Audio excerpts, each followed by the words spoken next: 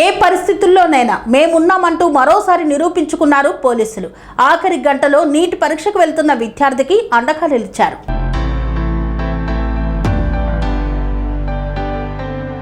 ఏ పరిస్థితుల్లోనైనా మేమున్నామంటూ మరోసారి నిరూపించుకున్నారు పోలీసులు. ఆఖరి గంటలో నీట్ పరీక్షకు వెళ్తున్న విద్యార్థినికి అండగా నిలిచి శభాష్ అనిపించుకున్నారు. ఆఖరి గంటలో పరీక్షా కేంద్రానికి చేరుకోలేక ఇబ్బంది పడుతున్న విద్యార్థిని OU police station inspector Mahesh వెంటనే స్పందించి పెట్రోలింగ్ వాహనంలో పరీక్షా కేంద్రానికి చేర్చారు.